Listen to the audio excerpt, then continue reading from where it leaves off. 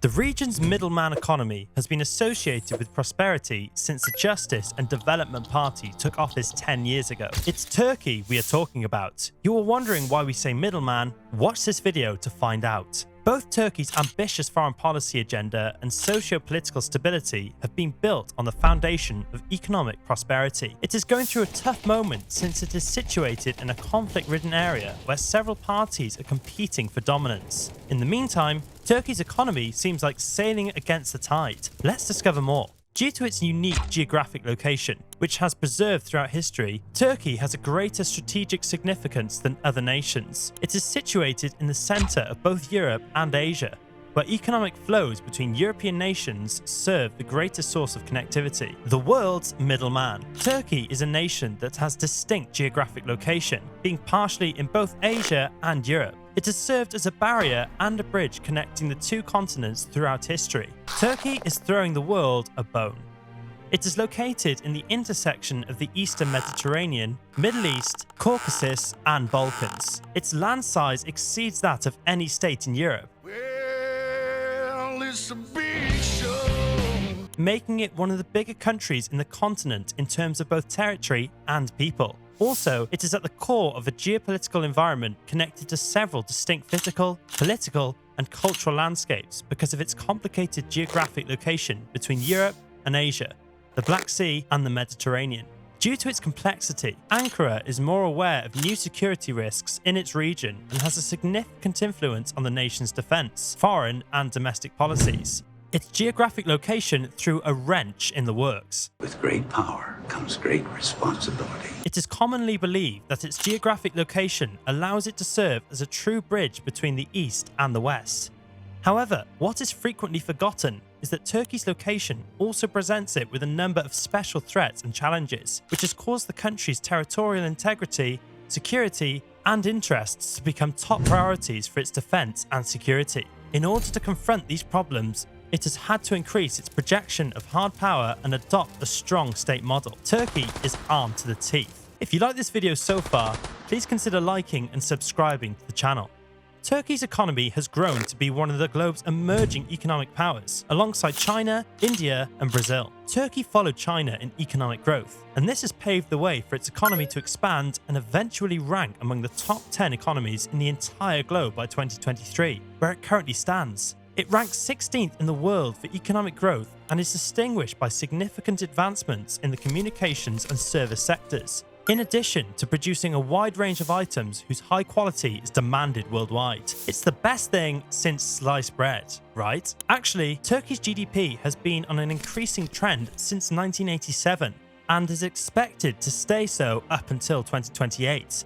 Also, living standards, as indicated by GDP per capita growth, are almost double those in stagnating Middle Eastern countries and emerging economies. In addition to being a major global hub for commerce, it has emerged as one of the world's most significant energy corridors since the year 2000. People there enjoy a very quickly developing, economically and culturally integrated nation with an ongoing expansion rate of 70 million in the market together with technology. Their country is going to keep playing the greatest part in the world economy. Turkey is a vehicle by means of which the global economy progresses, and it was the most significant point of energy transport and supply in the 20th century. They hold all the aces. Turkey is experiencing a severe economic recession that started when interest rates were lowered by the central bank and inflation spiked in late 2021. President Erdogan, who is gearing up to seek re-election in 2023, the year the Republic of Turkey turns 100, does not appear to have a clear way out of this mess. Turkey must get its ducks in a row soon. In the international arena, Erdogan is reaching out to countries with which Turkey has had disagreements recently, while simultaneously taking the middle route in response to Russia's invasion of Ukraine. As a result, Ankara has managed to maintain significant commercial and economic ties with Moscow while acting as a go-between for Kiev and Moscow during the crisis. Sadly, it seems like the country is running around like a headless chicken. The alarming indicators that inflation is restarting are being noticed by its economic planners.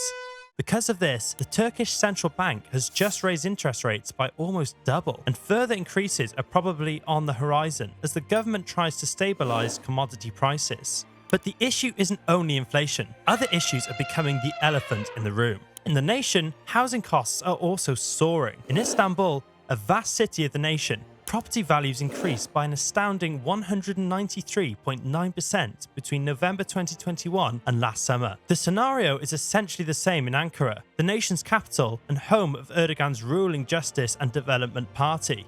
This implies that a growing number of people living there in cities are unable to purchase real estate. Meanwhile, renters have seen an increase in their monthly payments as landlords take advantage of what has turned into an extremely profitable scenario. In June 2018, you need 4.5 Turkish lira in order to buy $1, whereas in June 2023, you need up to 23 Turkish lira to buy $1. Because of this, Turkey is becoming a very costly location for locals to live, while being a very appealing and affordable travel destination for visitors from other countries. It seems like tourism there is biting the dust.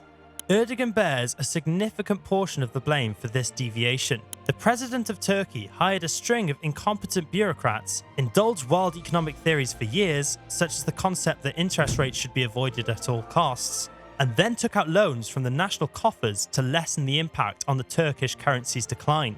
The current economic disaster is a result of the repercussions. Such consequences came in like a bull in a china shop. Watch out, watch out, watch out, watch out! Turkey used to have one of the most youthful populations in Europe, but in recent years, the growth rate of the population has declined and the country's population has rapidly aged, which is gradually hurting its economy. In fact, the growth rate of the population there declined from 1.9% in 2014 to 0.67% in 2022. According to data issued by the Turkish Statistical Institute, the number of adults over 65 there has climbed dramatically from 6.65 million in 2016 to 8.25 million in 2021, up 24%. This number is predicted only to increase with the number of senior people reaching a whopping 12.9% of the population by 2030. This aging trend has more holes than Swiss cheese. On the other side of the spectrum, from 2012 to 2022, the population aged 0 to 14 represents only around 25% of the whole population, whereas around 65% of the population is aged 15 to 64 years old. Turkey's child population has been declining since 1970 and is expected to follow the same trend until 2040. In 1970, a little less than half of the population were children, while in 2020, children represented almost 35% of the total population, and they are expected to represent around 25% in 2040. Seniors must be getting in youth's hair. The labour market is another trouble spot where fewer individuals are anticipated to enter, and those who do will have to pay more in taxes and social security premiums to support the rising number of state pensioners. Otherwise, the labour market will go belly up soon. Turkey's fertility rate is expected to continue declining despite government efforts to encourage bigger families. This would hurt the country's economy by requiring older, more costly personnel to provide healthcare and reducing the purchasing power of younger individuals. They might be jumping out the frying pan and into the fire. The Turkish labour market has the capacity to sustain the country's economy on a stable development trajectory. Turkey's population is predicted to increase by 5% by 2040, reaching 90 million. In comparison, China's population is predicted to increase by little more than 1% by 2040. Additionally, the population of Turkey will be comparatively youthful and educated. In 2040, more than half of Turkey's population is predicted to be under the age of 40. A robust university system would prepare the next generation for ever higher skilled jobs of the future. Otherwise, it would be skating on thin ice. Turkey's transition to higher value sectors is anticipated to make structural changes of growing significance in order to bolster competitiveness in comparison to separate economies. Enhancing the transportation network, the lawful structure and the receipt of taxes efficiency may be among the higher priority things on the government's plan in an effort to promote enduring expansion of the economy. High-value sectors must be beefed up.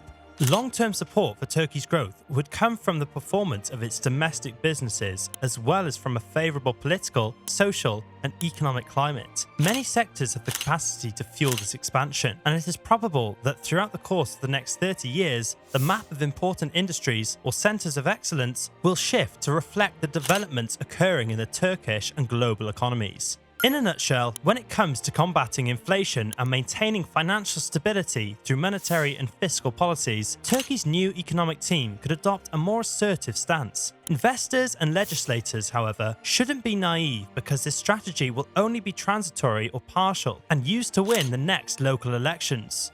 The government there would likely accept less aggressive tactics, but they might not be enough to maintain the trajectory of the Turkish economy. Ultimately, a lot will rely on the timing and size of the actions taken. We can't predict how this tale will turn out. Instead, other forces like the weakening of the world economy could have the last say. Things in Turkey seem to be going down the rabbit hole. Thanks for watching till the end.